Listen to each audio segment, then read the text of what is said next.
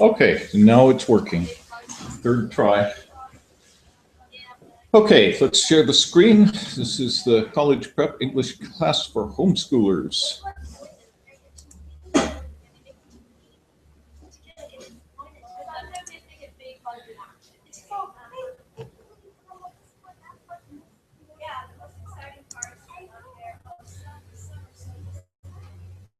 And today we have a fairly extensive agenda. Let's go ahead and take a look at it.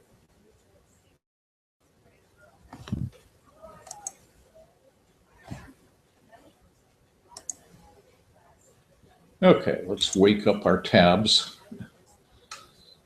My little machine here is somewhat process bound in the sense that handling the feed and handling everything else all at the same time is about as much as it can handle. And therefore, I'm reluctant to jump into other things like streaming video at the same time. But I'm tempted to do so because I have something that I think everybody would appreciate. Screen share pages. I'm sorry? The screen share pages are different. Oh, the screen share is showing something different than what's on here. There is. I don't know why. It may be just a little bit behind. Oh, there it is. Okay, we're in the same place now. I'm just going to try to make sure to open all the tabs here before, so they don't get stuck when we hit them later on. And they're getting stuck right now.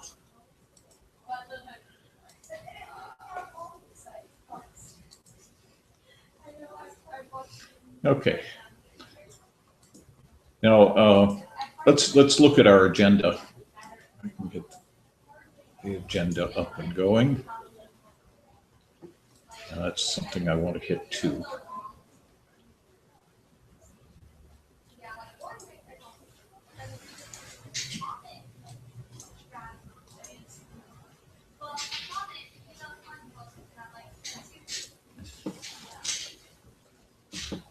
Okay, well, it's struggling to come up. Let's leave it there. Let me find out, first of all, how many of you folks have a recitation planned so we can put that into the agenda and find time for it. I was just going to recite when we were going over, one of the quotations when we were going over the scenes. Okay, do you have scenes. One in mind particularly? I'm fine with doing any of them. Okay, well, it's nice to put some real thought into it. Well, let's see how it goes. Okay, I'm trying to wake the poor computer up. I could do the to be or not to be. That's the one I kind of like reciting. I'm sorry? To be or not to be. Yes, well, that of course is the big one, and it's worthy of a significant study when we get a chance to do that. Oh, okay, this looks much more promising. Well, it's not really, but here we are with our agenda. Okay, there are many soliloquies in Hamlet, and some of them are remarkable. Of course, that's the big classic one. Speaking of which, I have added some material to our agenda at the very bottom, which you probably haven't seen yet.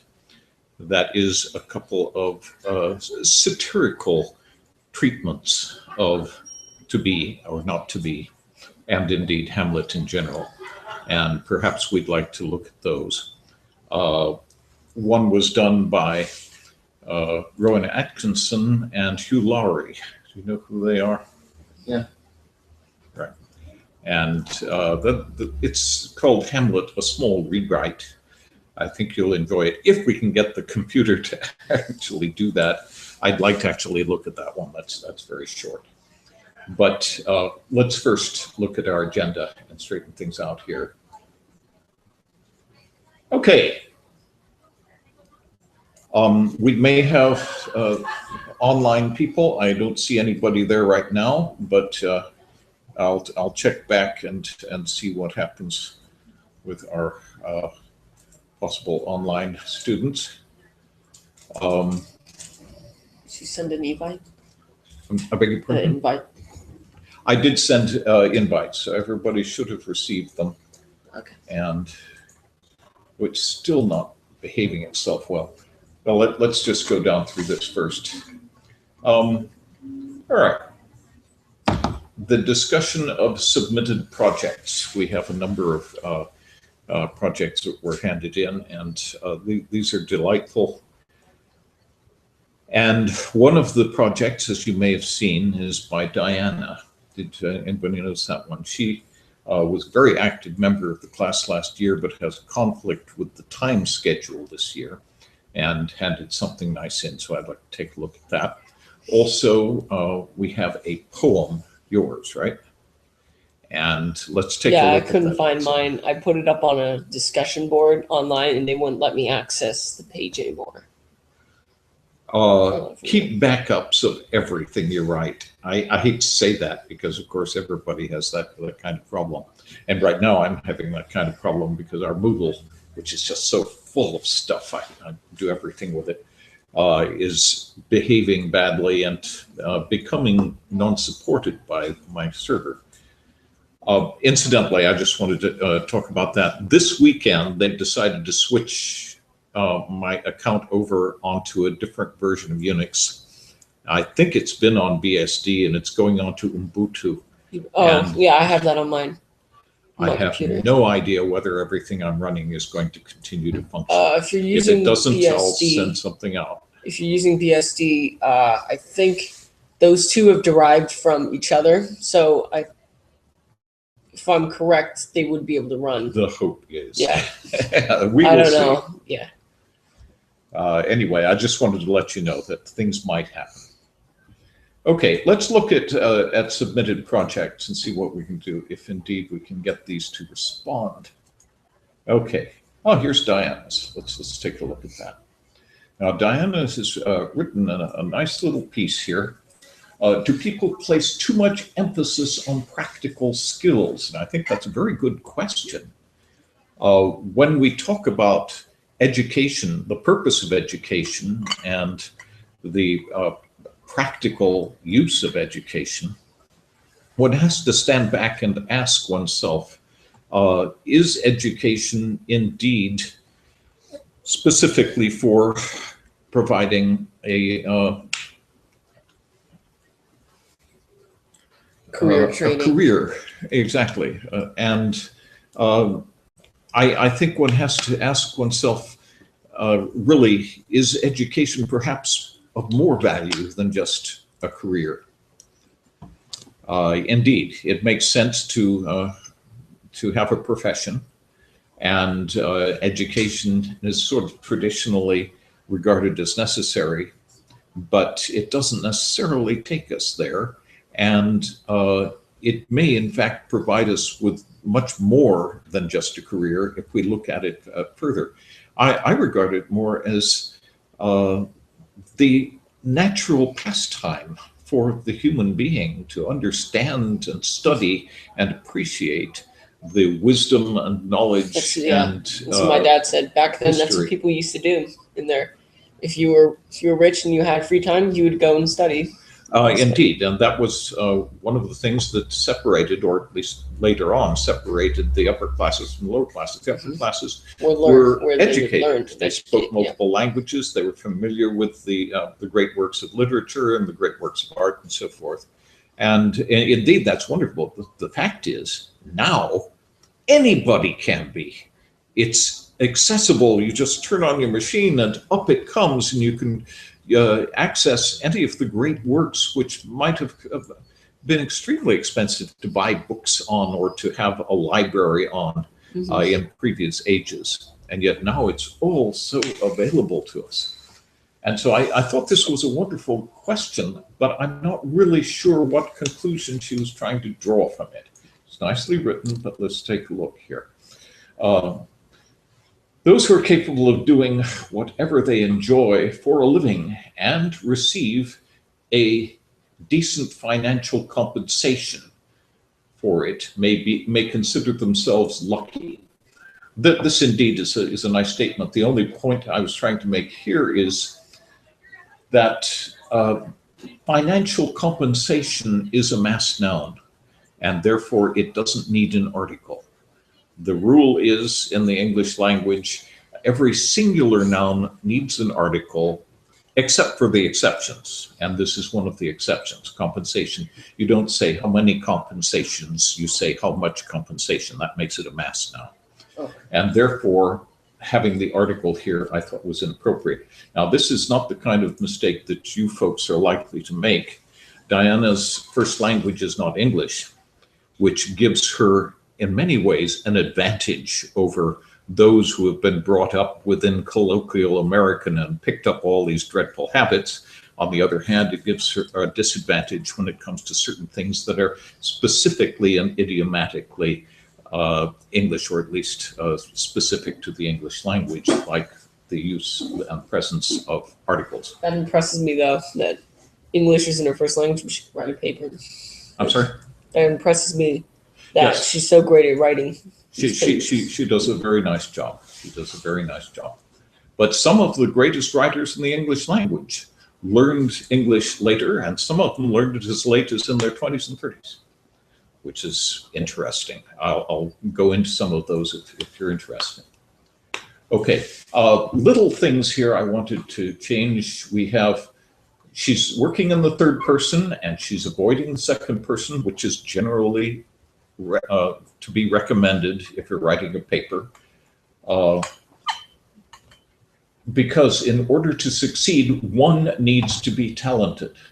And she's not saying you, she's saying one, which is more appropriate and more formal. And establish oneself in his or her. She dropped out of that abstract third person and switched it around to his or her. And one's makes much more sense because that's the way we started and that's the way we should continue. And so I made a couple of changes there. This one is not so critical, but I thought it improved coordination. Coordination, we're talking here about parallel constructs, and we want those constructs to be parallel. So in today's economy, one might be tempted to pursue a practical and in-demand major rather than learning. So we've tempted to pursue rather than learning. We have an infinitive here and a gerund there, and it's better to avoid doing that. And I simply put in the verb learn so that it would fit together with the to up there, to pursue and to learn. And that improves on the coordination. Do you understand how that works? Yes. Good. Okay, and then I thought this seemed to me to be the crucial sentence, the topic sentence of the entire piece. The joy and excitement of learning for its own sake has been lost. And indeed, I think that's probably major and appropriate commentary on modern education. We just, nobody cares very much anymore. And yet it's all there and it's also wonderful. And we've managed to make it so distasteful and onerous by the way it's presented. But she's made a wonderful presentation there, a wonderful concept. And then goes on to provide specific examples, which is exactly what an essay should be doing. Best-selling Portuguese author Paulo Coelho is living proof of this. Happening? No, happening is just superfluous and awkward. If we say simply living proof of this, we've already established it fairly well. Aspired to be a writer. His parents did not think writing to be a profitable career and insisted that he attend. Insisted he attended law school. This isn't, when I read it in context, this is an appropriate solution. but the original doesn't work either. Insisted he attend does work. So to take that one out, I'm sorry, I misread it, because we need it in subjunctive case. Insisted that he attend. The past tense is here, and that he attend here is the subjunctive of the verb, law school. So that's actually right the way she had it. Eventually, Coelho gave in and abandoned his dream. After 1 year in law school, he dropped out and decided to travel around the world. Upon return to Brazil, took up songwriting.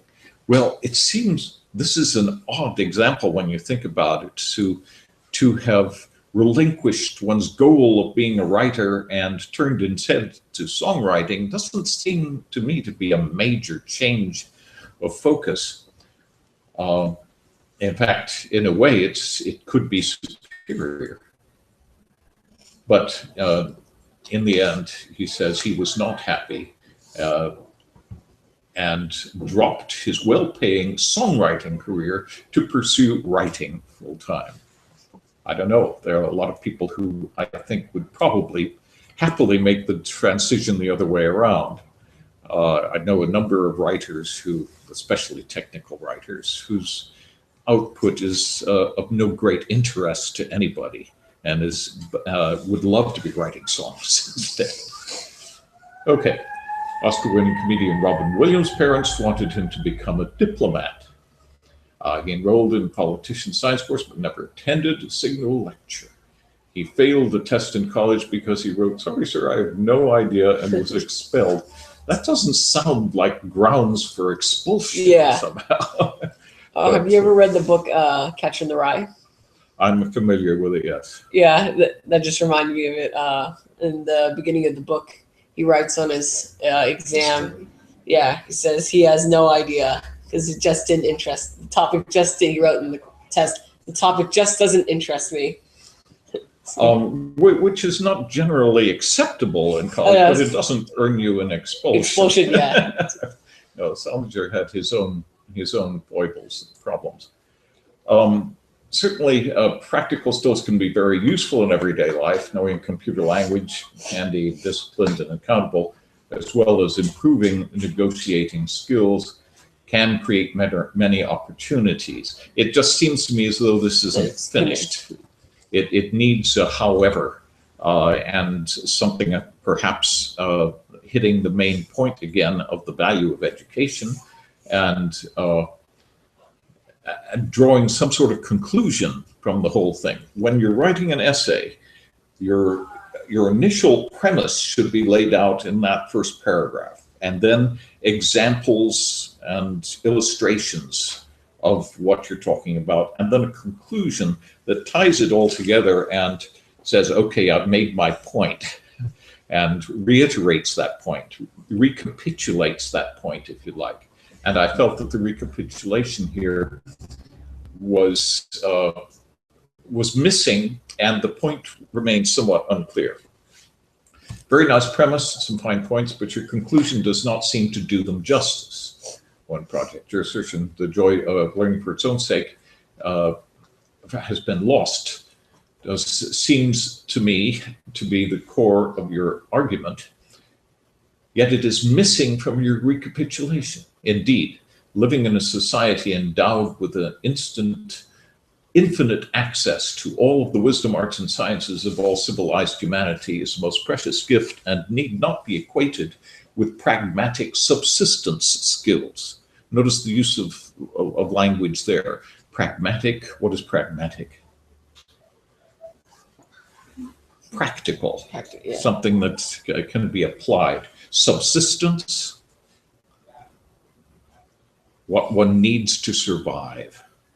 So practical survival skills, if you'd like, in our society. Perhaps failure to pursue learning could be regarded as the failure to live up to one's human potential. You're quite right in viewing these as undervalued. That's very much opinion, but I like what she's done with it, but I think she could do a good deal more. Okay, let's see if we can wake up our machine. Yeah, it always seems to work when you click the one in front of it. Ah, okay, that seems to work nicely. Now, Kyle has handed in poetry, and I think this is wonderful. I think that the study of structured verse is very worthy, and indeed helps us a great deal in our understanding of words and our manipulation of words. It adds further constraints upon what you can write by trying to stay within the structure of a poem. When it comes to unstructured poems, whole different animal altogether. And I'm not going to really go into those because you could spend an awful lot of time talking without getting anywhere at all when you get when you drop the structure. But let's just take a look at this. Let's look at the commentary first. Very nice effort at structured poetry, one project. There's some problems here which are understandable. We haven't discussed poetic devices yet, and I'd be glad to do so if there's a general interest there. It's best to choose a structure and adhere to it. This one starts in ballad form and then changes to tetrameter, or couplets of tetrameter. What is ballad form? Does anybody remember? We did discuss that one. Isn't that the 4 and 3? Very good, very good. 4 followed by 3, or in other words, heptameter, 7 feet to the line, with grouped in 4 and then 3. And that's indeed the way you start, and it sounds very nice the way it starts. But then, and I can't blame you in a way, because the poem of Adams that we analyzed a week or two ago does exactly the same thing you just did. It starts in ballad form, and then it degenerates, if you like, into couplets of tetrameter. And he may have done that absolutely intentionally, but I'm not sure you did. So let's take a look at it. Number 2 here. In most cases, failure to adhere to strict scansion can be remedied with just a little effort. And hunger and other do not rhyme. They both end in ER, but the rule for a rhyme is that the sound must match from the last stressed syllable to the end of the line. And that may include one or more unstressed syllables. What you did was simply rhyme an unstressed syllable, which doesn't work. Okay, then I suggested here the Ode Less Traveled, and there's a link there to a link. It's online. I highly recommend it if you're at all interested in poetry. I have a hardbound copy that I have seriously worn and gone through many times. It's an excellent work on the writing of poetry, and I recommend it as a reference tool. Okay, let's just look very quickly at this. Serving others is a blessing. We've established our 1, 2, 3, 4. We've got a first line of tetrameter. A gift one gives sincerely. 3 feet in the next one, which gives us that valid form. Serving others is a blessing. A gift one gives sincerely. To help those in most dire need is what people hold most dearly. And suddenly this is too long here and it doesn't fit. 1 syllable. Just 1 syllable, and that's all it took. So we just reduce it by 1 foot. Is what we hold most dearly is what my suggestion. You can put anything you like in there, but that gets rid of that extra foot that you didn't need. Okay, now we've established the ballad form, 4 and then 3. Serving others spread happiness in a way most things seldom do. Again, we've got so many syllables in this line that it doesn't fit into that second line. So as most things seldom do ends up working. Serving others spread happiness as most things seldom do. For the joy one feels from serving is both outer and inner too, and ends up with more, is out and inner too. Gives us exactly the right number. So it's just paring it down a little bit. Serving others is my passion. In this life, my one true hunger. And here again, it ended up being tetrameter. In life, to serve each other, I suggested there is just an alternative, very, very different. For what better way to live life? What better way to live one's life? You see that if you can get it to fit into that those metric feet, what better way to live one's life than helping one another? This was just a suggestion for that. Serving others is my passion in life, to serve each other. What better way to live one's life than helping one another? And notice that each other and one another do rhyme correctly, because you've got enough of you've looked at this and you figured it all out. Very good, very good. Okay, and this leads us to a question, of course. Is this something you'd want to look at? Now, I know some of you are more interested in working with essays and preparing writing that way.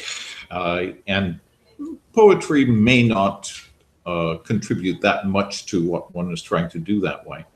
But I'd be happy to go in either direction. And I let you folks present your thoughts on that, and we'll figure out where we're going. Okay. Nicely done. Nicely done, project.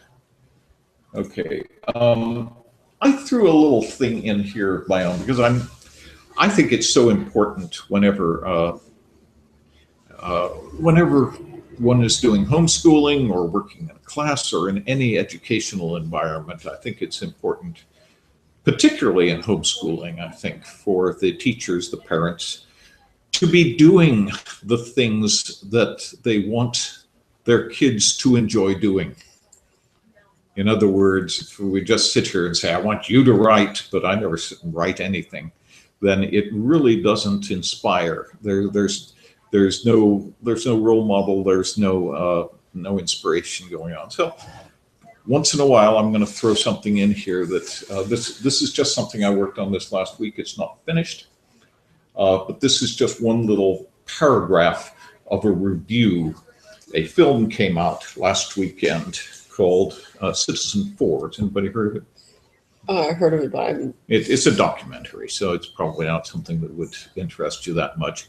But it's a first-hand filming of much of the Snowden revelations, and as such, it's historically significant. And so I thought it was deserving of a review, but I combined it together with a review also of a major debate. That debate that I believe the one in Canada.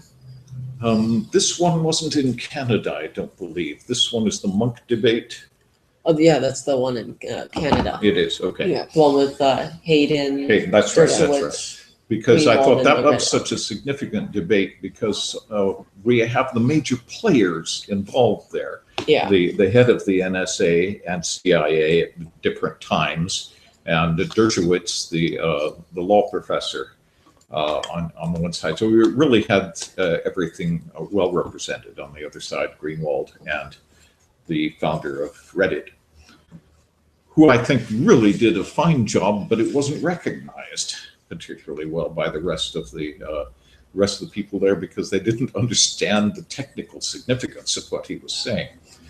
So let me just, if you don't mind, do a little bit of a recitation here, just for the sake of the language. I'm not asking you to agree with anything. In fact, I think it would be wonderful if you disagreed and presented that at some point, but it's not for its content, but the language. Hayden and Dershowitz were unsuccessful in persuading the audience of the value of state surveillance and that it is being done responsibly. At one point, Hayden's plea, "Trust me," was met with jeers of derision. But if it were thoroughly circumspect, legal, and benign, but even if it were thoroughly circumspect, legal, and benign, given the susceptibility of compromised devices, software, and networks, personal information abuse is bound to take place. If not here, then elsewhere. If not now, then after future changes in administration and policy. Exhaustive state surveillance and informational cyber scrutiny of all citizens as enabled by administration and policy. That's enabled by Have NSA. have I skipped a line? Of all citizens As enabled by NSA industry policy, renders democracy impotent and moribund. Not necessarily the most universally understandable words in the world, but you can tell exactly what is meant there, can't you? And so what I'm doing here is writing to your passive vocabulary. You do understand it. You may not know those words. You may not use them, although I rather hope you will incorporate them and use them in the future. But you understand what they are. And so that is a realm of vocabulary that it makes perfect sense to aim at. When all citizens are cyber scrutinized, now notice that this cyber scrutiny and cyber scrutinized are not words that you'll find in the dictionary. But sometimes when one's trying to put a point across, it makes sense to make up a word whose significance and meaning are perfectly obvious, but then it can be used and referred to consistently and puts perhaps an idea across for which there didn't previously exist a word. There is no possibility. When all citizens are cyber scrutinized, there is no possibility of a fair trial, a free and fair election, an independent legislature, a free press, freedom of association, nor academic freedom. Even if this vast, intrusive violation of individuality were entirely benign and enlightened, simply the knowledge of its existence would erode every vestige of civil liberty. There would exist no attorney-client, doctor-patient confidence. Every legislator, judge, juror, editor, bureaucrat, and law enforcement functionary would consciously exist in the shadow of omnipresent invigilation and would be understandably reluctant to displease those who wield that power. With every phone capable of being turned on and used to provide remote audio and video, and every operating system equipped with dormant but potentially preemptive stateware, inserted and possibly updated with every program upgrade, the journalist or dissident, litigator or activist may well be justified in suspecting that last crash and loss of data to have been remotely engineered, not necessarily by his or her own government, but by any entity capable of exploiting institutionally mandated security flaws.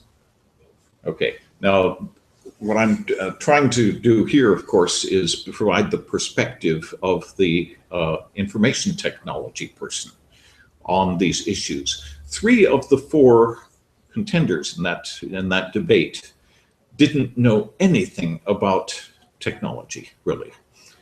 They were bureaucrats or journalists, litigators, or in Greenwald's case, he was both. He was a litigator and a journalist, but not a techie.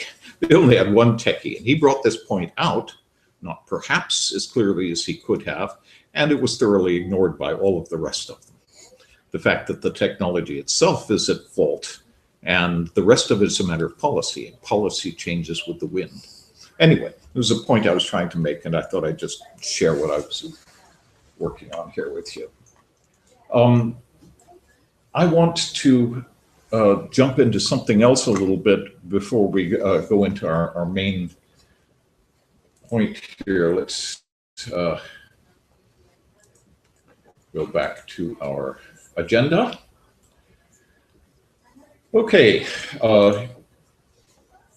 here we have Hamlet, and there is the Branagh Hamlet.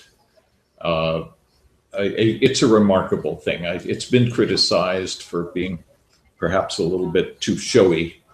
Indeed, he has such a wonderful long string of actors doing little bit parts in this thing. But it is the only one that uses all the words. And we will go here. We can use this. I like the scene index. It makes it possible to just jump it right into the middle of things. Very quickly, let's. You did look at the Sorites of Lewis Carroll, and those are just a lot of fun, aren't they? Yep. Try writing some of your own. My sister even got into it. We were both trying to solve them. Good. Excellent. Language immersion. Now, I realize that these are long, and I realize that you folks didn't know how long they really were. And so these are ongoing assignments, as it says. There were, what, 13 episodes in the body in question. Nonetheless, this is just a monumental achievement here. And also, it's a one-person achievement in the sense that he's the expert and the writer and the presenter and manages to just encapsulate the whole thing. To a very large extent, this other one does the same thing, because Fry, of course, is a writer as well as an actor and producer, and a word genius. He's absolutely wonderful with words if he'll just manage to behave himself. Speaking of which, and this takes me off on a bit of a tangent. Last summer, the Globe Theatre in London produced Twelfth Night on a stage that was identical, or as close as they could possibly make it, to the way it was originally performed. I'm sorry, what were you saying? Was that the Shakespeare in the Park or something? No. That was the one in Griffith Park was wonderful, but that was this was in London. Oh, okay. And was in a theater which was as close to the original theater as possible, and they made every effort down to the original buttons on the costumes and everything to try to make it identical to the way it would originally have been performed. And this played last summer. I saw some little bits of it that were posted on YouTube, but it was filmed, and it is playing next Monday, just one day, in the Lemley Theater in Pasadena, if anybody's interested. I'm certainly going to be going to that. And again, it's a wonderful production. It's got an awful lot of terrific reviews. The problem is that so many of these live performances like that are never filmed, and so they're just lost after the performance is over. But this one was filmed, and it is available online. I'm going to get it, but I recommend it. Fry plays the role of Malvolio on the stage, so I've seen a bit of that on YouTube. Okay, this presentation on the Gutenberg Press, you've already looked at that for 1 week. How many episodes are in that one? I forget. 8. I was gonna say 8. I don't remember. I don't remember either. In any case, do put this on your list of ongoing projects and just turn it on and listen to more of it when you get a chance.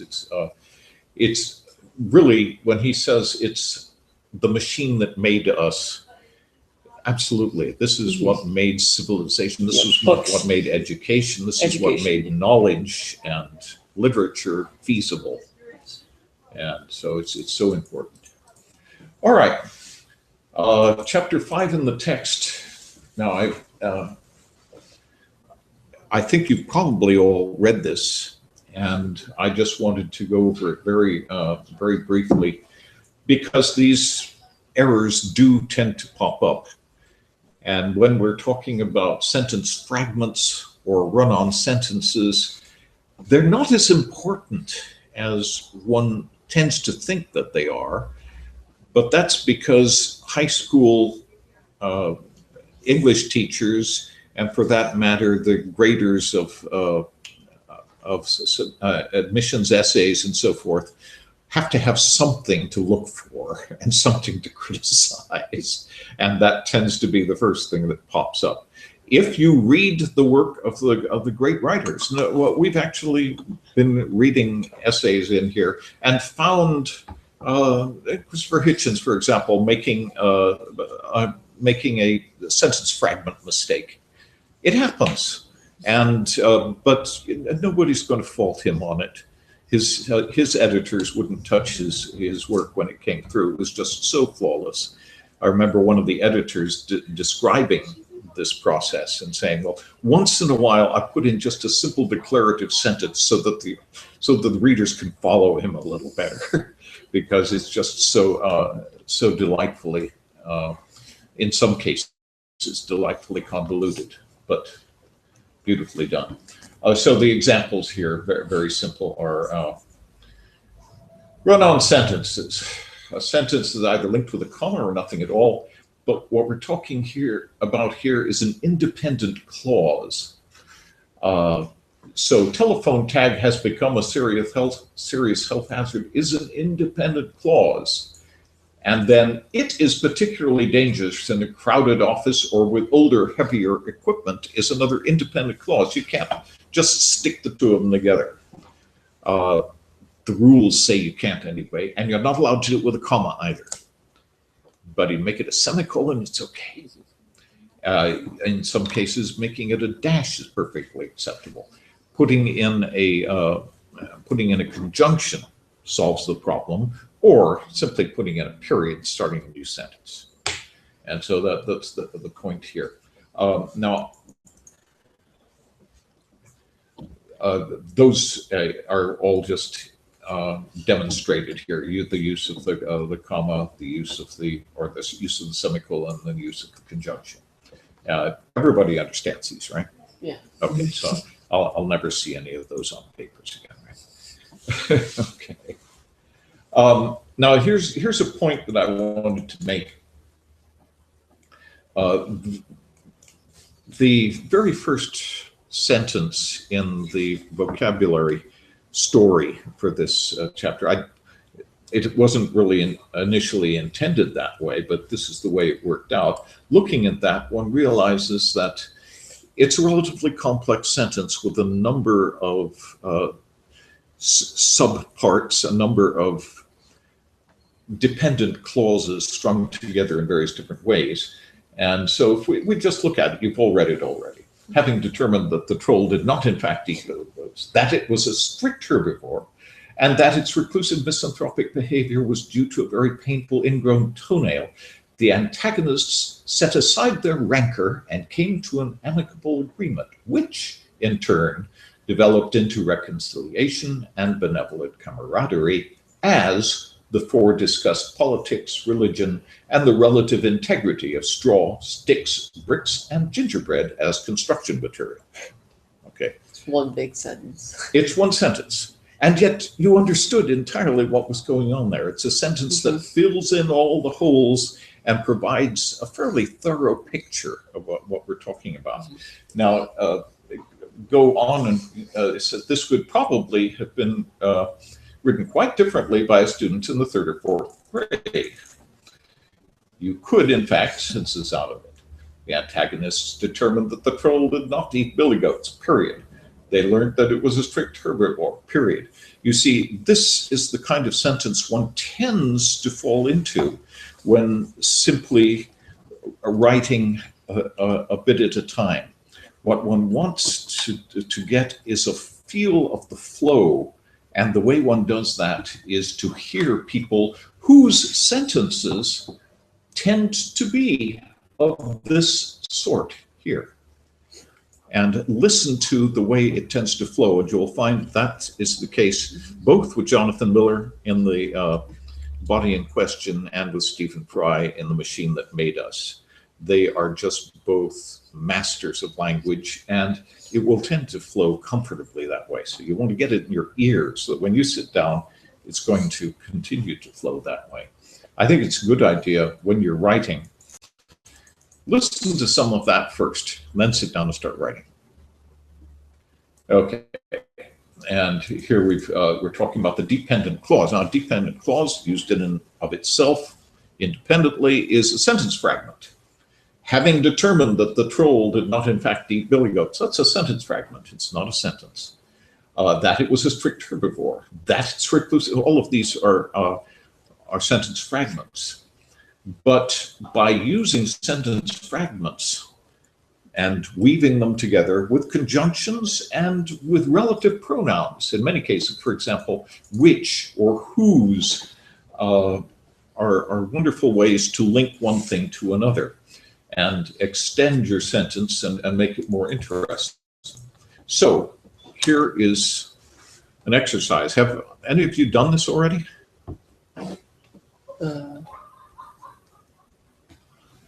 So. Okay, this is the suggested project at the end of the chapter. Oh. No, that's all right. That's all right. I wasn't expecting necessarily to have done so. It's just that you kept up with everything I've been handing out here so effectively that I thought you might even be ahead of me. Okay, the intent here is to take separate and disparate elements and present them, but practice weaving them together into a single unit. And so here, for example, the mastodon was furious. The mastodon's bicycle had been buried in the compost pile. What we want to do is simply make those two into a single sentence. And so in this case, I'm using a relative pronoun, a possessive pronoun in this case. The mastodon, whose bicycle had been buried in the compost pile, was furious. You see how that works? Yeah. Very often there are a lot of different ways you could put them together. Mm-hmm. But let's just look at this. The pleasantly, the assignment here is combine the following groups of sentences into single sentences with multiple clauses. And so if we have these two, notice that they're numbered. Yeah. The pleasantly argumentative tour guide avoided the flock of confused ducks. The ducks were trying to pick the coffee beans out of the coal scuttle. I would say yes, go ahead. The pleasantly argumentative tour guide avoided the flock of confused ducks who were trying to pick the coffee beans out of the coal scuttle. Excellent. That's a perfect solution. Rupert plied the recalcitrant postman with questions. Most of the questions dealt with dark energy in the expanding universe. Rupert plied the... Plied. Oh, plied. Whoops.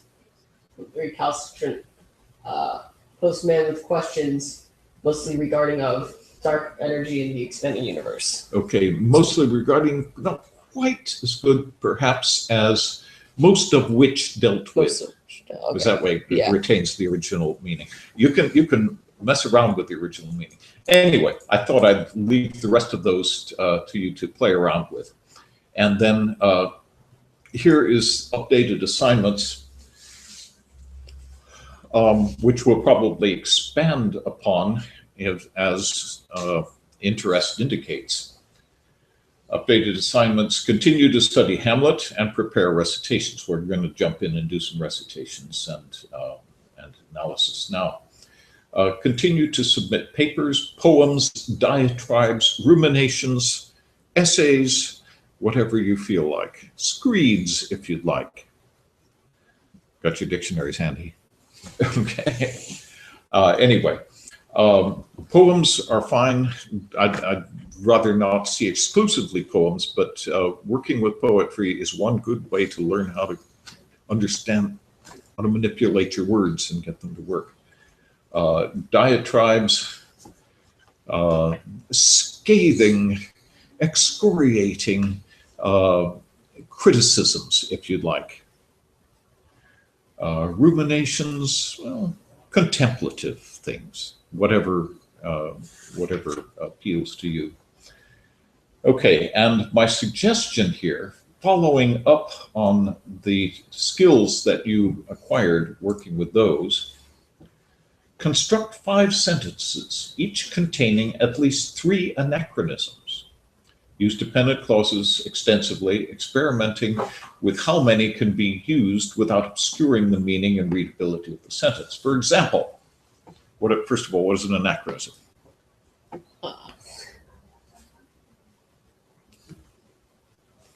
Anachronism. An anachronism is a temporal contradiction.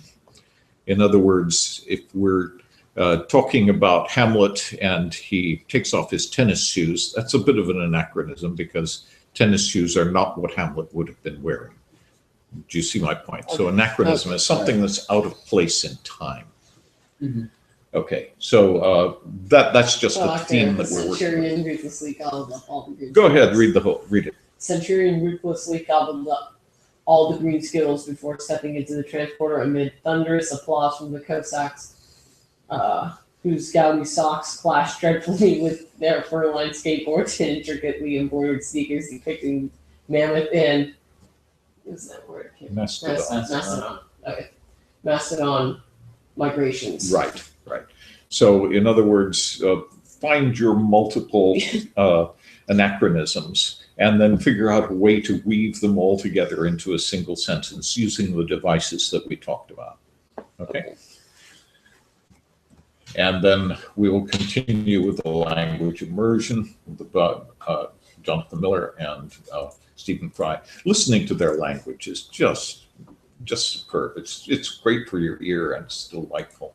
We never did get to these, but I'm not sure how important they are. They're wonderful. They're delightful. But we finished reading the Hitchhiker's Guide to the Galaxy, so we could go over it. You finished all the way through? Yes. Mm-hmm. Okay. Very fun. What is the answer to it? Tell us. You're not going to like this. Tell us the answer is 42. You're right. You're really not going to like this. I think the funniest part was when the Vogons destroyed the planet. It was 5 minutes before the whole program was complete. Exactly, and there are a lot of interesting scientific concepts that Adams brings to bear.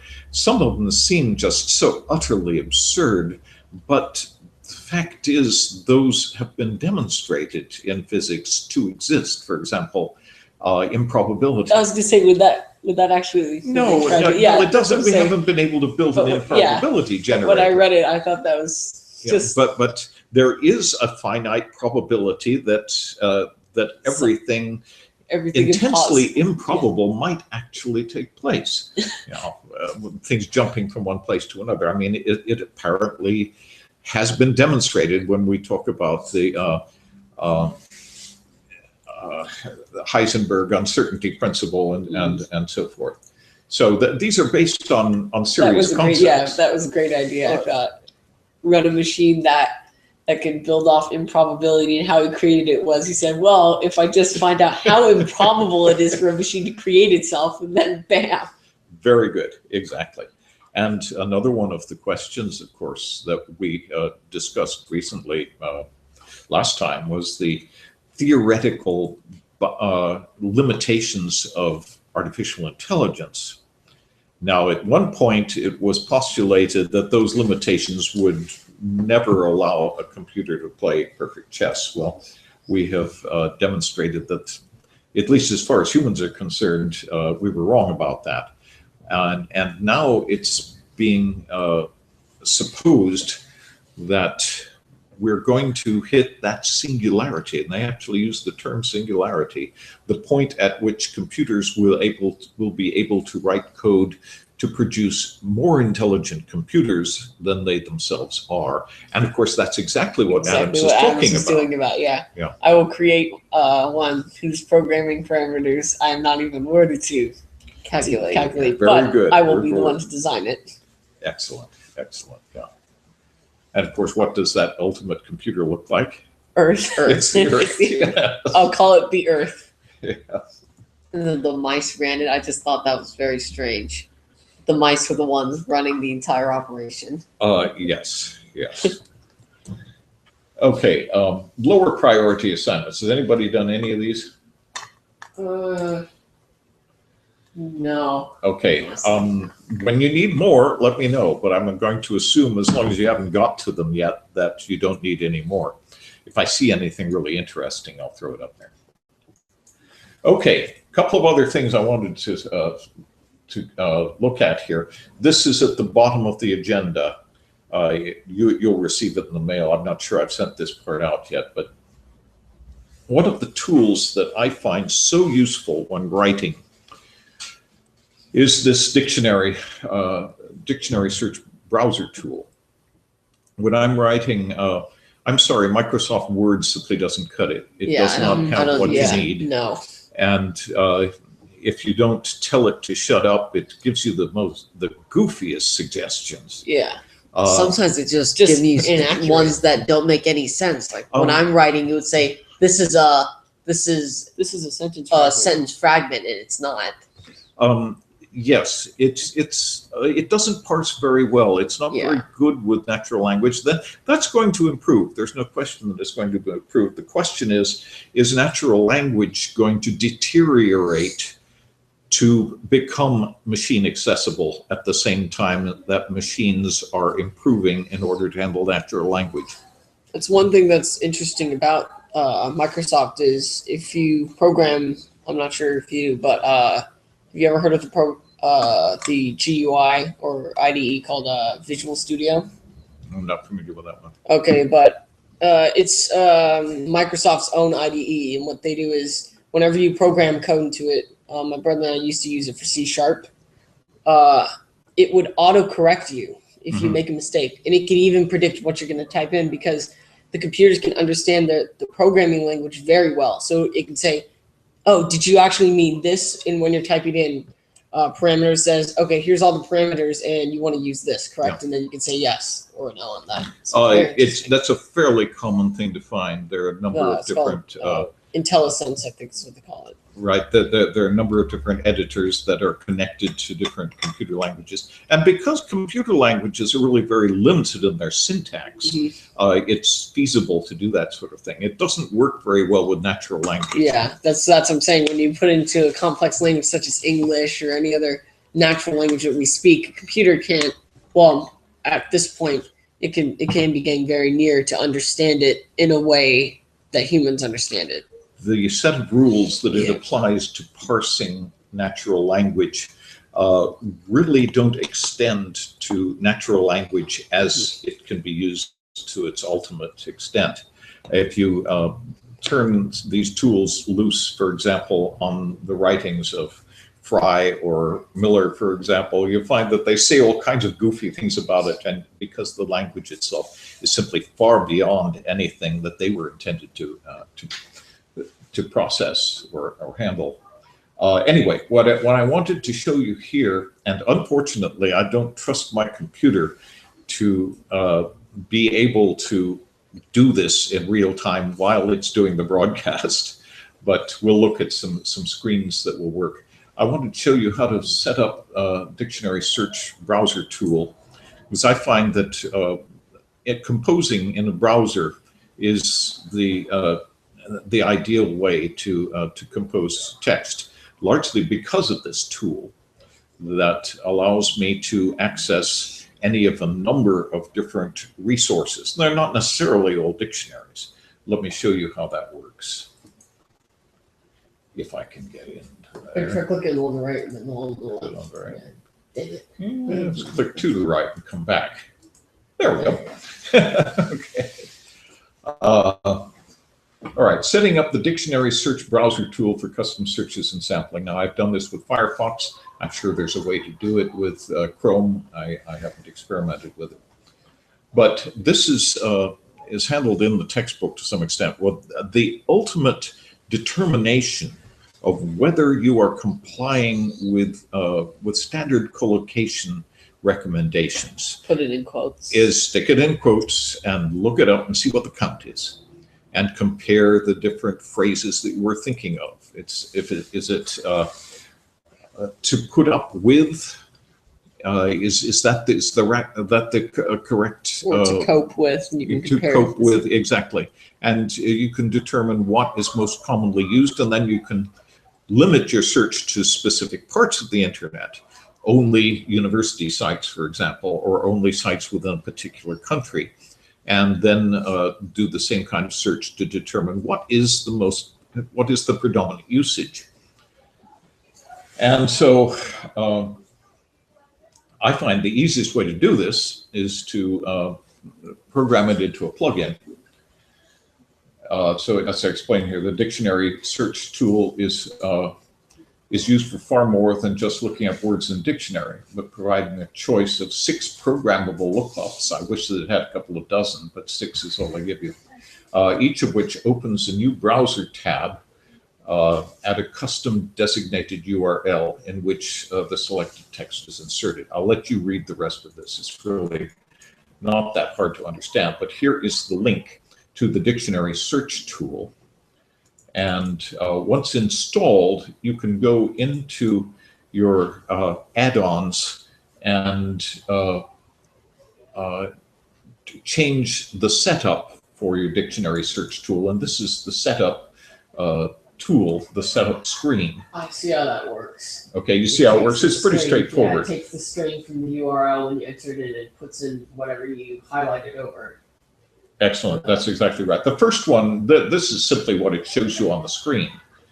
The second one is the code for telling it where to go and where to insert whatever selected text you have. You select the text, right-click on it, and then that text gets inserted wherever the $sign is. And so it'll go off and find it. Now, these are useful ones. The dictionary search, TFD, the free dictionary, is wonderful. It contains a pretty good thesaurus as well.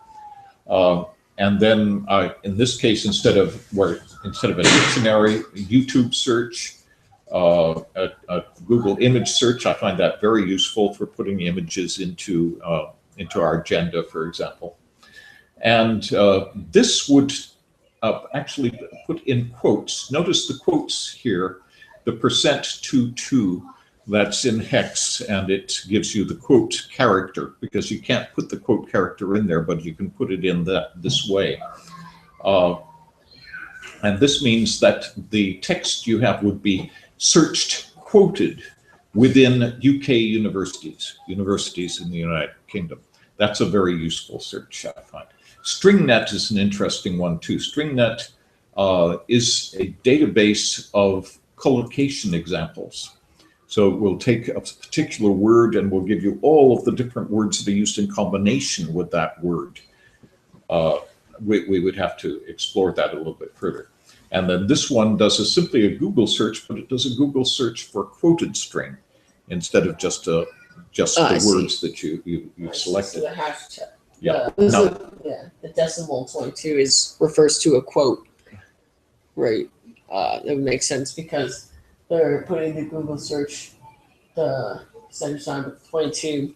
That would probably means in HTML or some other code for the quotations, the quotation character. That way they're saying search Google for in quotation string. Now you don't really have to find these out because as I explain here what those two strings are, what you want to do if you find another tool besides the ones I've mentioned here and want to incorporate that, you do a search with that tool. Yeah, do a search with them. I've suggested, searching a silly word that is unique. In this case, I suggested, I guess, searching Drupal, wherever it is, and then you'll be able to, after you to see how it works. You'll see how it's being used up in the tag there. Now, often a lot of that material is unnecessary. You can just cut it out. But if you want to, you can leave the whole thing in and simply take your search term and replace it with the $sign, and off you go. Now, I've added to this since I put the top part together there. So these are Google searches for various different things. But at the bottom here, I added this one. This one is very, it's delightful. It's not perfect, but it does a pretty good job. If you see a language online that you don't understand, you don't even know what language it is, select a bunch of it and click this one. And Google does its automatic language detection and then translates it into English. Although I'm not sure Mozilla has this, but when I used to, I don't use Google Chrome anymore, but when I used to, if you go to a website where there's other languages, it'll automatically translate it for you. It's nice to have that feature. This one This one isn't as complete as that in the sense that you can only get a couple of lines onto that command line. Yeah. But once in that that resource, you can cut the entire page and paste it in, and so that will work fine. This one, I came across it just recently because in reading articles, I was reading an article by one of my favorite authors, and jumping around trying to make sure that the articles actually exist, and I came across an article in Latin. Why would anybody write an article in Latin? No explanation whatsoever. Just the entire Hitchens article was in Latin. I won't recommend it. It's talking about the Pope, and it's not very complimentary. But this was very useful there to pull it up and hunt through and see what the whole thing was about. And one wonders, of course, what readership he was really expecting to aim that at. He probably was aiming at the church. If it would make sense why he went into Latin then, because most of the priests there with the Pope, the bishops, they would most likely know how to read that Latin. I would hope so and expect so, yeah. That would seem why he put in Latin. Oh. Sorry? So this is very interesting. Yeah. It's probably that. Yeah, it makes sense. This was in Slate magazine, so I mean, I think it's probably the only non-English article they'd ever had in the magazine. Okay, so here this is explains how to add others on there. I think this is really quite a find. I think this Google translation because it does detect, doesn't do a really good job. Give it a 3 or 4 word Latin phrase, and it guessed it was Romanian initially. You have to give it a little bit more to work on that, or know what you're looking for. Anyway, thought this would be useful. I recommend setting it up so that you have that at your disposal. If you're writing poetry, throw in a rhyming dictionary. Now, when you're writing poetry, I find more useful than a rhyming dictionary is a thesaurus. Because when you need a particular word, but you need a trochaic word, a word with an accented syllable followed by a non-accented syllable, you know what you want to mean. You look up the word you want to mean, and you look through the thesaurus to see if there is a word in there with exactly the syllabic configuration that you're looking for. So that's almost as useful as a rhyming dictionary. Rhyming dictionaries are also extremely useful just for finding what is the most common rhyme. If you've got a rhyme that goes on for 2 or 3 pages, it's probably one that you'll be able to find something to match. You see what I mean? Another point I wanted to make, if you don't mind, let me just look at your poem here. When you have a rhyme, in this case, sincerely and dearly do rhyme, because we have that emphasized early on both of them. However, dearly, I felt, was the lesser of the two. It was not as strong as the sincerely. And one of the basic rules there is use the stronger one last. Put the stronger one at the end of the stanza and the weaker one before it, if you can figure out how to do it. And it ends up sounding much better than if you do it the other way around. Okay. Out of curiosity, what was the Hitchens, what was the speech about, or the article? Search Hitchens in Slate magazine, you'll find it. I don't remember exactly what it was. The title was Latin too. I don't recall. Okay. Okay. I threw this one in here just in case we felt, okay, like, boy, this is confused. Scroll bar. Der gefesselte Präsident. Okay. If we want, what's that? Is this German? Yeah. Yeah, this is German. Very good. Yeah, and here again we can. Is it going to actually work here? I'm afraid I can probably guess what the subject is on. Yeah, you probably can. Now, so here I'm going to be doing a search, Google Translate search. And I'm hoping this is going to work. I'm not going to just glitch up all over the place on it.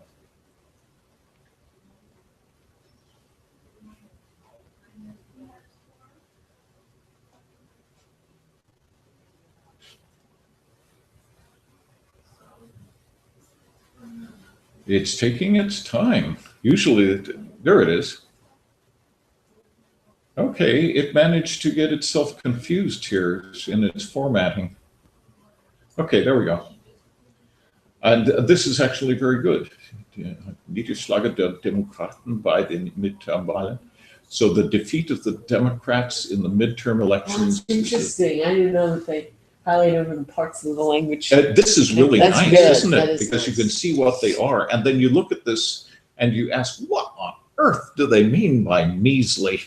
And it turns out it's totally wrong. It doesn't make any sense at all. Schlappe is basically a defeat, but we've already used the defeat in the sentence, so we've got to find another word for it, but measly doesn't work. So this gives you an idea of how well it works and also how badly it works at the same time.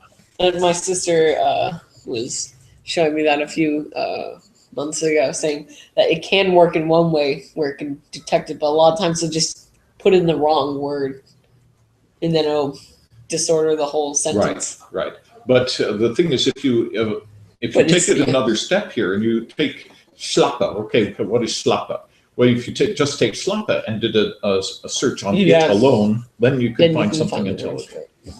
My sister showed me a video once. It was on YouTube.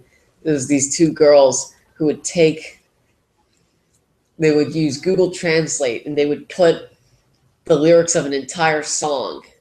They would put it in the translate, then translate it to Spanish, and then from there to German, then to Arabic, then to Latin, then to all these different languages, then bring it back to English, and it gets all jumbled up. Yeah. And it would have to.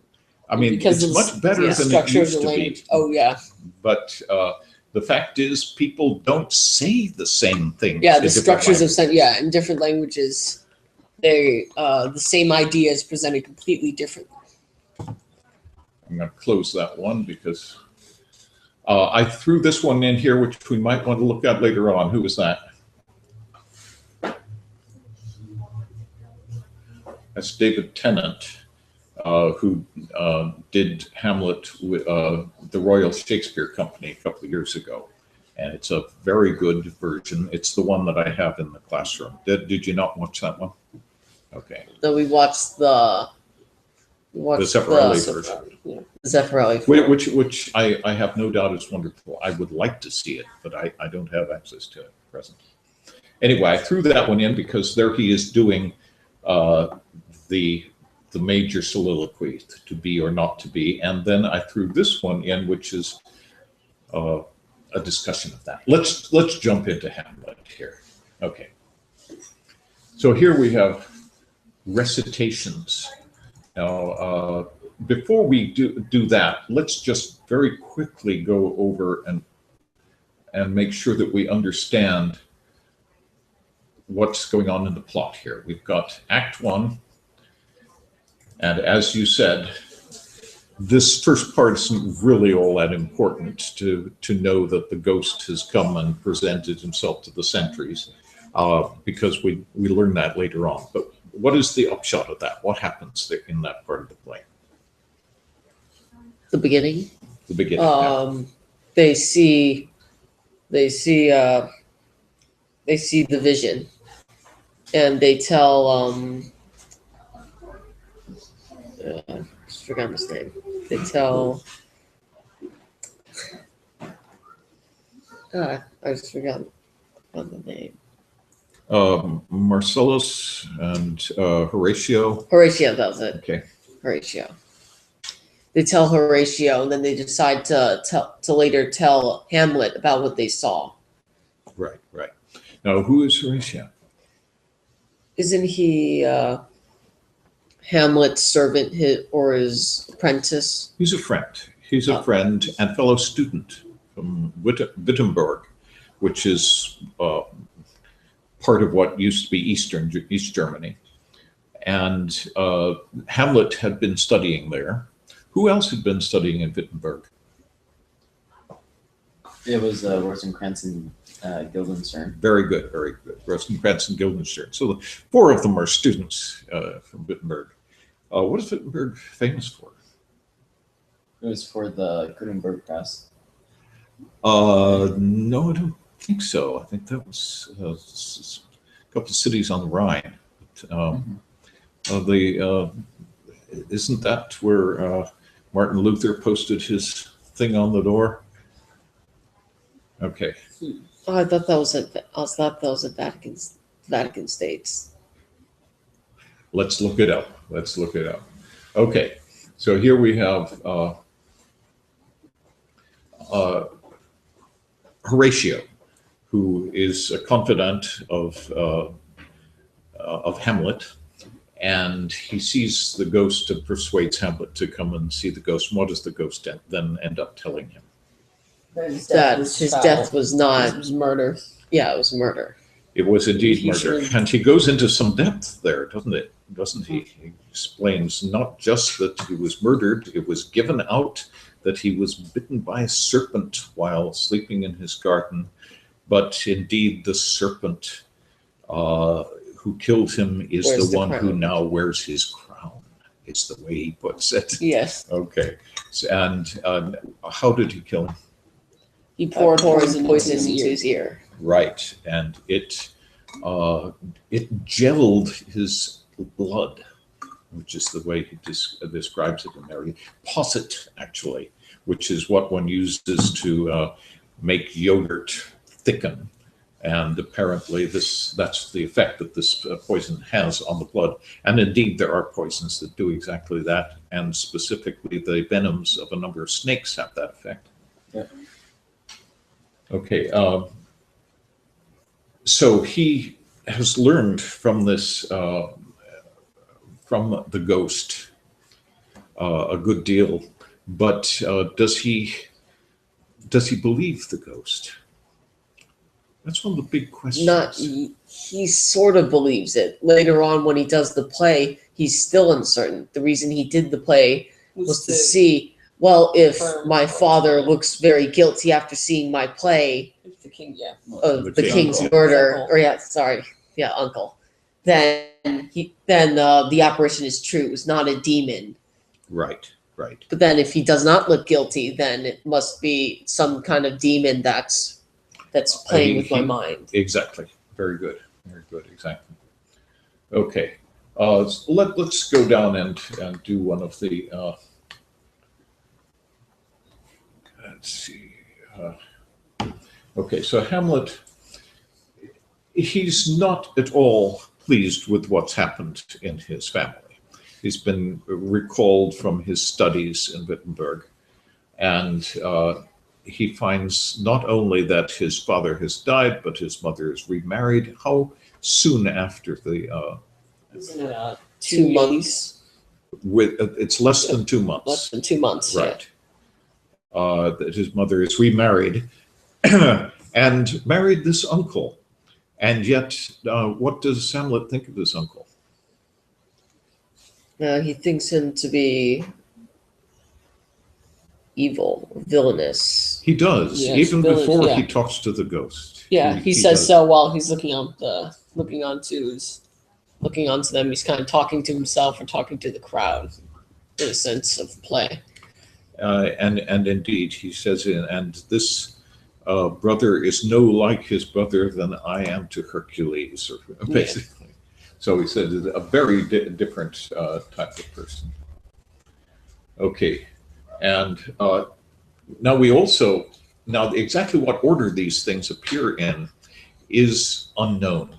Let me take you very quickly to a synopsis that I came across in DB that I thought you might appreciate here, because it just does it. It's all in one handful.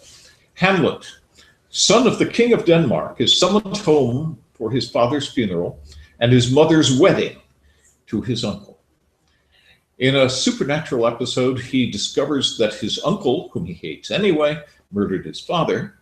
In an incredibly convoluted plot, the most complicated and most interesting in all literature, he manages to, impossible to put this in exact order, feign, or perhaps not to feign, madness, murder the prime minister, love and then unlove an innocent whom he drives to madness, plot and then unplot against his uncle, direct a play within a play, successfully conspire against the lives of two well-meaning friends, and finally take his revenge on the uncle, but only at the cost of almost every life on stage, including his own and his mother's.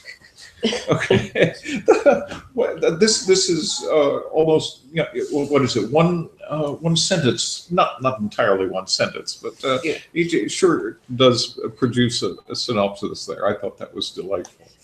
There's two sentences. The one Yeah, the one right there in an incredibly convoluted plot. That's an entire sentence. right. That's a good way to put the story. And it does let you know something about how peculiar Yeah. the plot is. These plots Who are made up the plot? Are you Who made saying? up the plot to any of Shakespeare's plays? Isn't it a So bunch usually of? Isn't he takes it a stories, collection of other yeah. people's works? Yes. Exactly. That's kind of, it's very interesting. A lot of people do that nowadays. If you think of a lot of the Disney animations come out, for example, my sisters and especially my little sisters, they love that animation Frozen. And Frozen was originally written by Hans Christian Andersen. It was Snow Queen. Oh yeah, he called it the Snow Queen. So everyone kind of, what Disney likes to do is exactly what Shakespeare does. They'll take a little bit of the story and they'll put their own plot into it. It's Mhm. kind of the way Romeo and Juliet worked. And That's how all their animations are when you think of it. All the Yeah. ones recently, Yeah. Tangled, Frozen, Wreck-It. Oh no, not No, Wreck-It that was Ralph. original. That's the original one. It is. The one coming out, Big Hero 6. That one is That's from from a Marvel comic in Japan. comic in Japan. so it's very interesting that he takes these plots, but yet he can make them so look and feel still like his own. If you look at it, all these plays he has. Some people might regard that as being akin to debauchery. One is taking the iconic stories that are part of a culture and then simplifying them and making comic book versions of them. Is this a fair thing to do to iconic history or mythology, for that matter?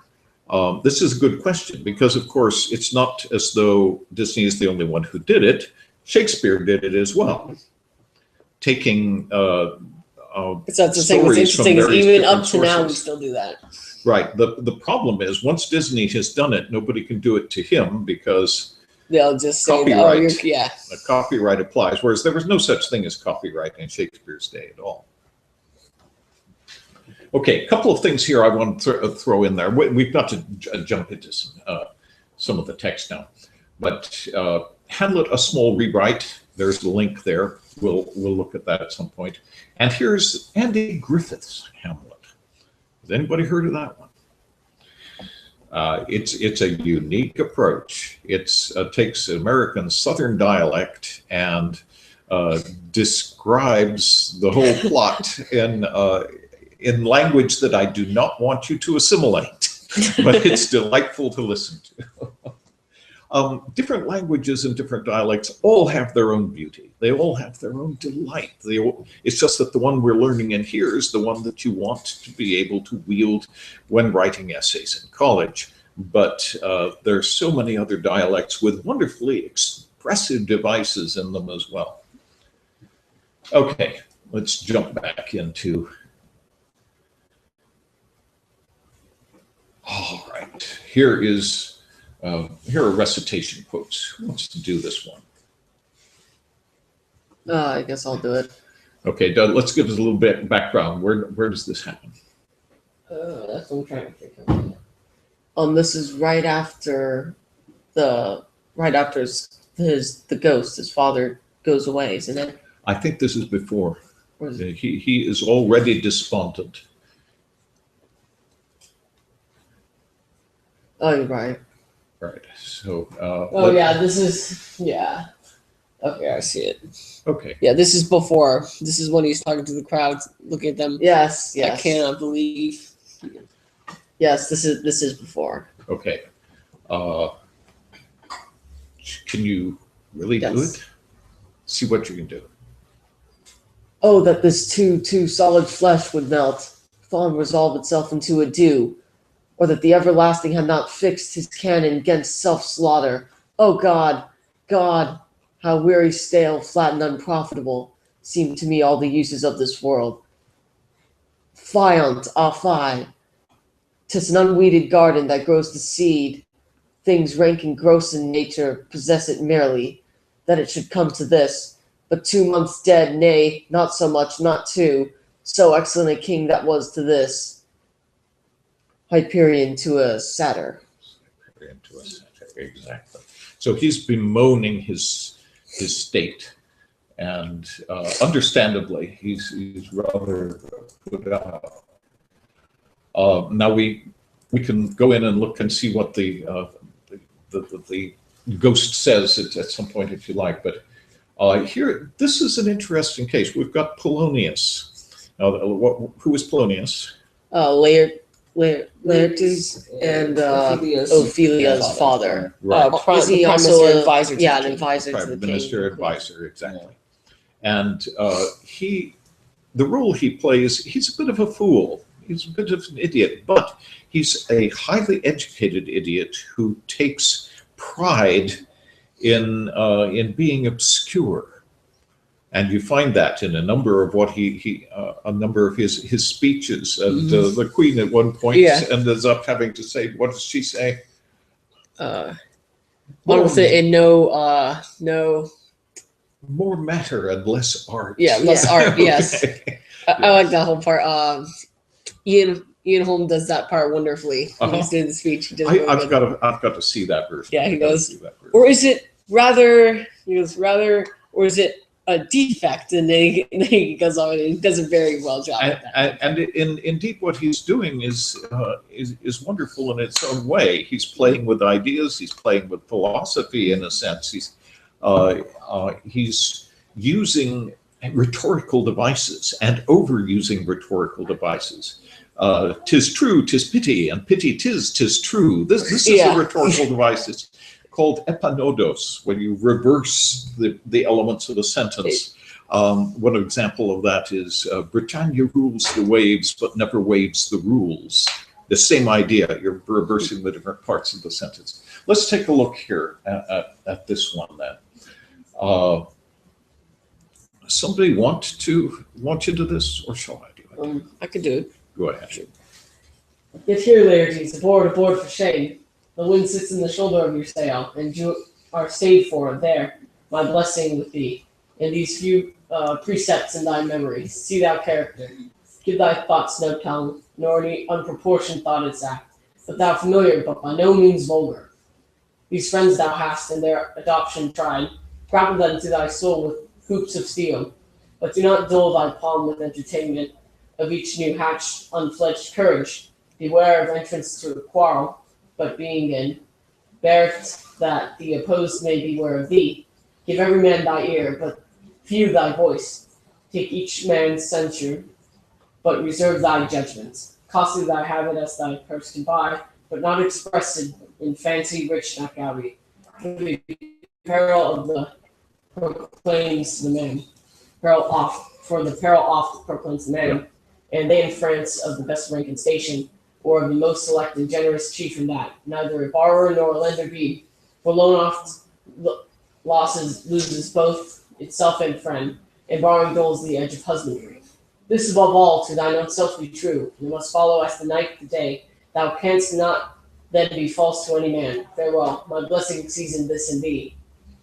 Very good, very good. Now, when reading this, there are different approaches. One of which is to maintain the linear nature of it. So realizing that these are approximations of iambic pentameter. And one perhaps ought to recognize that.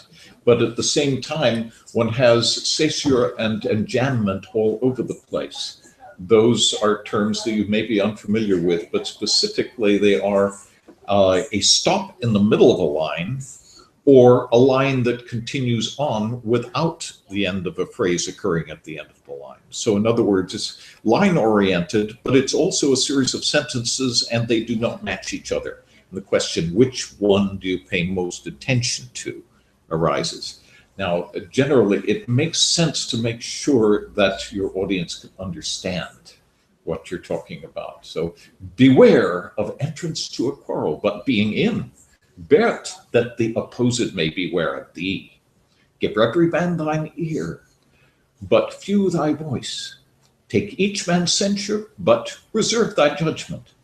Costly thy habit as thy purse can buy, but not expressed in fancy. Rich, not gaudy, for the apparel oft proclaims the man. And they in France of the best rank and station, or of a most select and generous chief in that. And this, probably the most famous part, neither a borrower nor a lender be, for loan oft loses both itself and friend, and borrowing dulls the edge of husbandry. This above all, to thine own self be true, and it must follow, as the night the day, thou canst not then be false to any man. Beautiful lines, Yes. put into the mouth of something of a fool.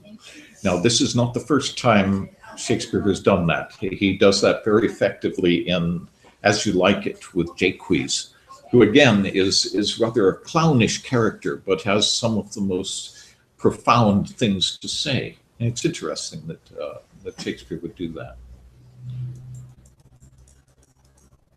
Okay, we have the ghost here. Who wants to be a ghost? I could do it.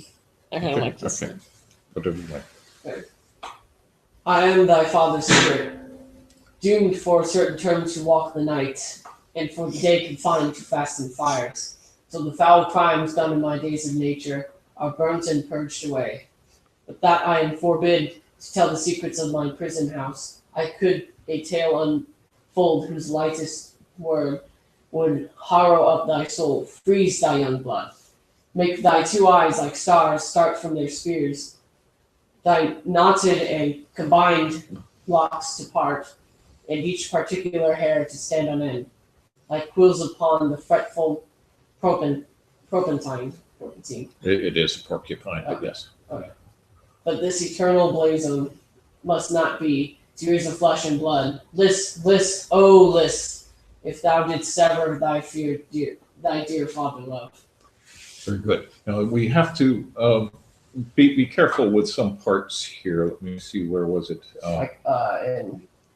With the word combined, would the word combined be combined, or remember we were talking about? That's a good question. Yeah. Which one scans best is probably the best way to determine that. And usually, if it's an ED and spelled without an apostrophe, you would use a separate syllable for it. All crimes done in my days of nature. But that I am forbid to tell the secrets of my prison house, I could a tale unfold, whose lightest word would harrow up by thy soul, freeze thy young blood, make thy two eyes like stars start from their spheres, thy knotted and combined locks to part, and each particular hair to stand on end, like quills upon the fretful porpentine. It beautifully done, isn't it? There was something up there that you read that I wanted to correct. I can't remember what it was. Okay, so listen, if thou didst ever thy father love. And of course, Hamlet is struck by this. Revenge this foul and most unnatural murder. Murder most foul. And of course, when you're reading Shakespeare, and particularly Hamlet, you'll find that there's so many things in there that have been used elsewhere all over the world.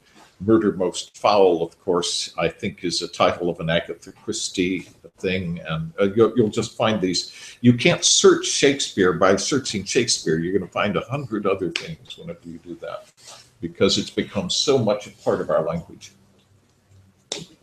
This most foul, strange, and unnatural. Haste me to note that I, with wings as swift as meditation or the thoughts of love, may sweep to my revenge. The ghost responds, I find thee apt, and duller shouldst thou be than the fat weed that roots itself in ease on Lethe wharf. Wouldst thou not stir in this? What does that mean? Lethe. Lethe is forgetfulness. The waters of Lethe are where one forgets everything. And so, and duller shouldst thou be than the fat weed that roots itself in Lethe wharf. Would thou not stir in this? In other words, I'm expecting you to become upset about this. You really indeed be utterly somnolent were you not to do so, is what he's saying. And then the ghost explains it. Who would like to take it from there? Okay. Now, Hamlet here. 'Tis given out that, sleeping in my orchard, a serpent stung me, so the whole ear of Denmark is by a forged process of my death rankly abused. But know, thou noble youth, the serpent that did sting thy father's life now wears his crown. Okay, so he knows exactly what's and oh, my prophetic soul, by that he guessed it already. This was a suspicion. Yeah, when he said so, he said, "We got married so quick, and why is it that?" He started questioning the whole thing. Could it have been a plot? Is basically what he was going at. Exactly. I, that incestuous, that ultimate beast, with witchcraft of his wit, with traitorous gifts, or wicked wits and gifts that have the power so to seduce, won his shameful lust, the queen of my most seeming, the will of my most seeming virtuous queen. So indeed, he won her over. Okay, and then he goes into more depth into the effect that the poison have. It doth posset and curd like eager droppings into milk. You put vinegar in milk, and it, Yeah. yeah, and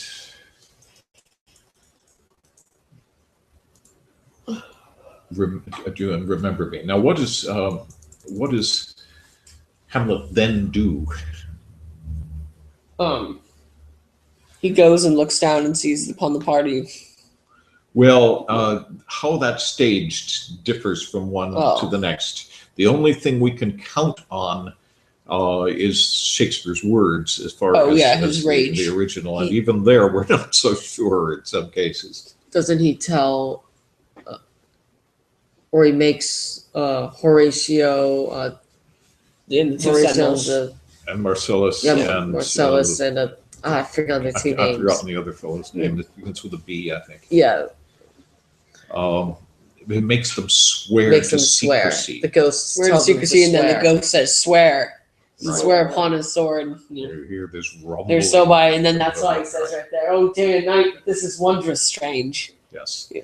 And then strange he also welcome it. warns them that he may put on an antic disposition, that he may feign madness, and warns them not to wink, not to give any indication that they know that this is indeed feigned and not real.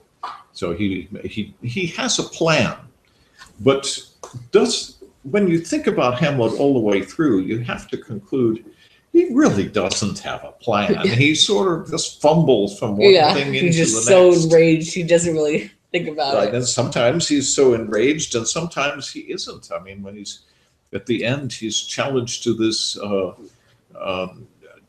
fencing match. Doesn't it occur to him that that's sort of strange thing to participate in, given everything he knows. But he goes right ahead and does it, and everybody dies. I felt I was watching that in the movie. What they did at the ending was very interesting. What they did was they had a camera up close on Hamlet when he dies. Then when they pan out, when they're panning out the scene, they zoom out and you see everyone who died in that room all just dead right there, and everyone's just staring. It was a very great way of showing. Look at the whole stage right now of all of the characters who died. For next time, I mean, 4 people, right? Yeah, 4. It's 4 who died just in that room. Right. And then, of course, we're assuming, of course, many others would have probably died in the process of Fortinbras taking over the fortification. For next time, let's continue on with this. There's some major parts to it. We haven't even got to the major soliloquies yet. There are some wonderful ones here. I can figure out which one of these is my school bar. The entrance of Rosenstern. Here we have the big soliloquy. I think it would be nice if someone would like to prepare that and know it well enough to present it. I'm not necessarily expecting you to present it from memory, but present it as though you understand what it's talking about. Okay. All right. Let's do that one. And it's there's so much wonderful material in this thing. It's remarkable. But as Ian McKellen was saying in that interview that I shared with you, you want to make it sound like as though you've never said it before, and you want your audience to feel that they've never heard it before, which is very hard to do with something like this. Especially with one as iconic as Hamlet. Exactly, which everyone knows, says even to be or not to be. That is the Yes. question. Yeah, everyone always says that. Okay, we've got all these pivotal quotes. I was going to hit those. Let's save those for next time. Frailty, thy name is woman. You know all about where that came from. This one is delightful. Thrift, Horatio. The funeral baked meats did coldly furnish the marriage tables. Save money. Let's put them both together. Of course, you know where this came from.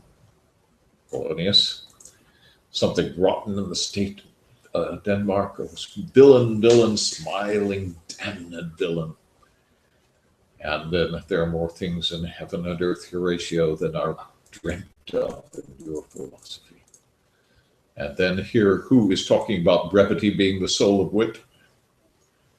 Polonius. And indeed, he's anything but brief. Okay. This is a wonderful part which I want to go into in a little bit greater depth next time, where we're talking about the players. Because when you have Shakespeare describing the art of drama on the stage, think about that for a moment. That's part of this, where he's explaining the art of the player getting up there on the stage and emoting in far more visceral, far more poignant than anything that one normally encounters in real everyday life. This is a point that he's trying to put across. And indeed, reading the greatest playwright of all talking about how plays should be performed is a wonderful thing. And that's what takes place in here. Okay, let's bring things to a conclusion. Folks are ready to go. I want to see some more essays. Yes. And I made some suggestions up there, diatribes or polemics or eristic ventures, whatever it is you feel like launching into. But you need to keep writing. You need to keep practicing writing so that you can get better at it and hone those abilities so that when you're put in front of a piece of paper in a room with a pencil, which you probably will be, you'll be able to come up with something and just let it flow rather than having to hammer something out for hours. You see what I mean? You want to get used to it. You want to get it to go. So let's see some more. Okay? All right.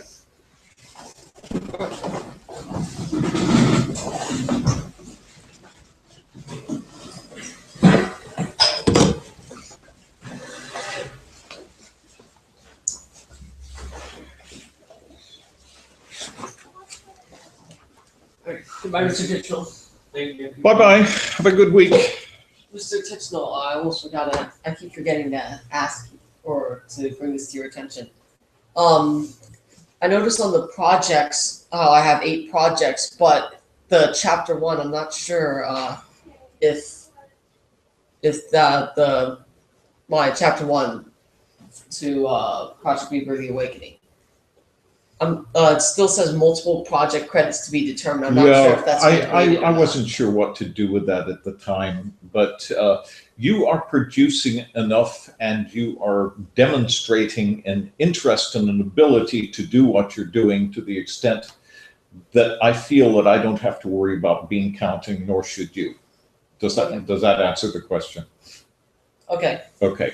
Yeah, just keep up what you're doing. Oh yeah. That's fine. And something interesting about Stephen Fry was there was this game that came out when me and Kyle were around 11 years old. They called it Little Big Planet. And it was a game where you could create your own video game inside of it for fun. It's a little sandbox game. You can do whatever you want in the game. It was designed for children, but when we were little, we always used to like the guy who did the voice, and I never realized until now that it was him who was doing the voice. I mean, this guy has a very interesting voice, and he was very fun to listen to because he does all the tutorials and all the voices. He does many different voices in that sense, in various sense. You know that he's done the audiobook of all of The Hitchhiker's Guide to the Galaxy. also Harry Potter. Oh, I didn't know he did that one either. Well, it started out being done by someone else, but I believe Fry took it over and has Oh. done all of Harry Potter as well. Okay. Bye, Mr. Titchnell. Have a good week. Okay, bringing our class to an end this week. We'll continue with Hamlet next week, and projects, probably look at the next chapter in the text.